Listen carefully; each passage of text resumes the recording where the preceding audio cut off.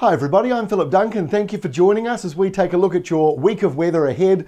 And guess what? We've got another big system on its way, and this one could be bringing a fair bit of wind and rain to both islands. So let's get into it. Here's the animated wind map for Monday. And actually not too bad at the moment. High pressure dominating around the upper North Island there and also out towards the Tasman Sea. So this is all fairly high pressure, nothing too dramatic going on. Although we do have a new wind flow, and especially compared to the very cold southerly of last week, now we're getting subtropical winds, at least for parts of the North Island and the Cook Strait area. So what a difference a few days makes from last week.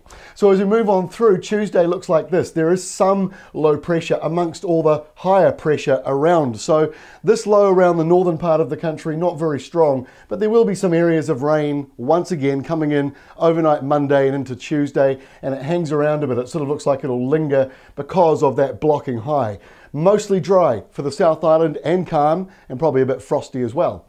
To Wednesday, and the frosts are looking a little less likely now that we're going to see the nor'westers building up, coming out of the subtropics for many areas, especially the North Island, but even the South Island fairly mild, with these nor'westers coming from, just near Brisbane, north of Sydney, and coming down across the island. So it'll still be a bit cold in the mornings, obviously, but the days will not be as bad as they were, especially compared to just a few days back.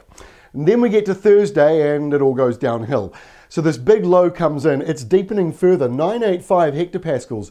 So compared to the one we had last week, that everybody was calling a storm, and while yes, there was stormy weather around Wellington and Waited Upper, however, this is a much deeper low pressure system, and therefore both islands are affected by a lot of the rough weather at the same time. So we're going to be seeing a fair bit of wind and rain. Now the winds look like they could be gale force in this area, so they'll have to keep an eye on that as we head in towards the end of Wednesday and Thursday. Winds will be picking up around New Zealand, and then Thursday itself is when the rain comes in, and these areas with green indicate heavy falls. So the northern and northwestern sides of both islands may be seeing rain warnings as a result of this big area of low pressure, slow moving rain, and it's all being blocked up by high pressure to the east.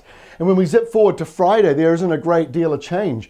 Maybe the heavy rain now coming in towards the opposite areas, the southeast of the country now, as we start to see a very strong windy and wintry southeasterly. There could be snow again to fairly low levels around the mountains, ranges, and even lower down. So we'll update you again on that as we head through the week. And then we'll end on Saturday where things actually aren't looking too bad for some areas. Some are still a bit rubbish, so we'll go for like the middle areas, Wellington, Waited Upper, Hawke's Bay and Gisborne. I'm sorry, but it does not look very flash for your Saturday, and more heavy rain coming as well from the southeast and snow back on the ranges. It'll be cold again for all these eastern areas, but the flip side will be most other areas, apart from being a bit windy, should be mostly dry. So we'll keep you tuned as we go through the next few days. There's obviously a fair bit to talk about.